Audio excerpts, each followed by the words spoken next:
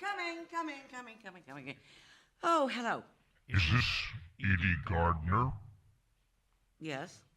Edie Gardner, 1100 Park Avenue, New York City? Yes? Who is this? I have your husband. What do you mean you have my husband? You will do exactly what I tell you to do if you want to see him alive again. Honey, do what he says! Oh my God, Leo, is that you?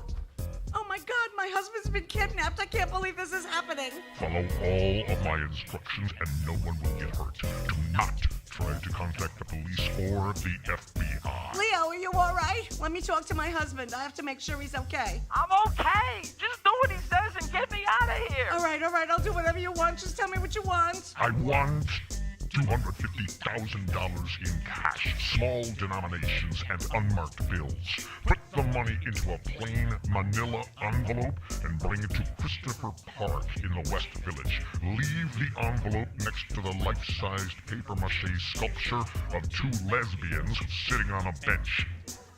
Wait, hold on. I gotta write this all down. $250,000, gay women on a bench. Where's Christopher Park? Google it. I'll call your cell phone when I see that you've made the drop. Then I'll tell you where to find your husband. You have 2 hours. Right, okay, I have 2 hours. What? Wait, what? Wait a minute, 2 hours? Are you crazy? You actually think it's even remotely possible to do all of that in 2 hours? I'm serious. You have 2 hours or you'll never see your husband again. Honey, don't argue with him. Just do what he says. Don't argue with him. I'm not arguing with him. I'm telling him there's no way anybody could get that kind of cash in 2 hours. Well, you just have to figure out a way. No, I don't have to figure out a way. You want to know why? Because there is no way. You want cash in 2 hours? I can get you $600 from the ATM machine. The limit is $400 on that ATM, Edie. Okay, fine, $400. Wait, I forgot. I took 100 out this morning. You can only get 300. Oh, whatever. The point is, you expect me to get all this money, which I cannot get, and deliver it to a park I've never heard of, all the way on the other side of town in 2 hours? What are you, nuts? This is New York City, for Christ's sake. She's got a point, you know. Well, that's not my problem. Oh, it sure as hell is your problem. If you're going to go around kidnapping people, you should at least have a rudimentary knowledge of the financial system. Do you have any idea the amount of bureaucracy you have to go through to get that kind of cash? Not really. Obviously. Even if I had that much cash in my bank account, which I don't, it's highly unlikely that my local bank would even have that much actual hard cash on hand. The bank's general headquarters would have to order the money from the Federal Reserve.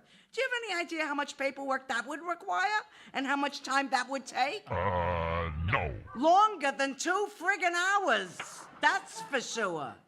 Plus, there's the fact that any transaction over $10,000 requires a currency transaction report. Currency transaction report? Yes, it has to be filed with the government.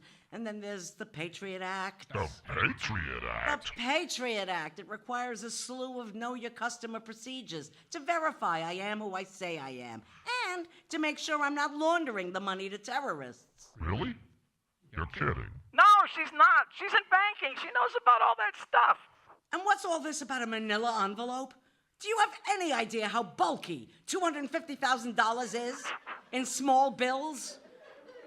You'd need a manila envelope the size of Manila. She's got a point. Well, okay. I guess it doesn't have to be a manila envelope. Let's talk about timing, all right? Even if I could somehow actually get all that cash in under 2 hours, how the hell would I get all the way down to the West Village in whatever little time I had left? Take a taxi? A taxi? Have you looked outside? It's raining. It'll take me 2 hours just to find a taxi. Oh, sorry. I didn't know it was raining. And what possessed you to pick a drop-off point so friggin' far from where I live, huh? I'm on 90th and Park, for Christ's sake. You want me to go all the way downtown and all the way across town? What were you thinking? Well, I was thinking you could take the FDR Drive. The FDR Drive? You obviously don't understand Midtown traffic patterns. Getting from Park to the East River is a nightmare, and the FDR is clogged from 96 into the 30s at all times, day and night. She's right. Take the West Side Highway. West Side Highway. How is that going to help? That's all the way across town, too. You know that crosstown traffic is the worst. It can take 3 or 4 lights just to go 1 block. You really want your life to depend on how many cars are double parked between 7th and 8th? The only way to get across town in a hurry is a helicopter. You can get a helicopter? No, of course I can't get a helicopter. But even if I could, you know what I couldn't do? Land the damn thing in Christopher Park next to a bench with 2 papier-mâché lesbians. And how the hell am I supposed to know if a statue is gay?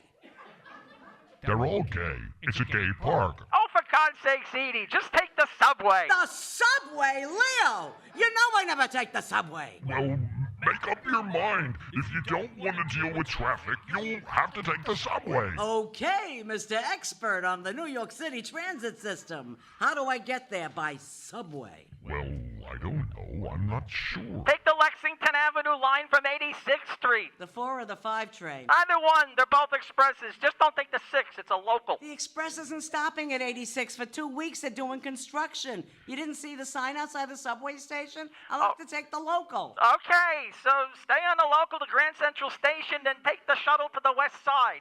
Transfer to the 1 train and get off at Christopher Street. What?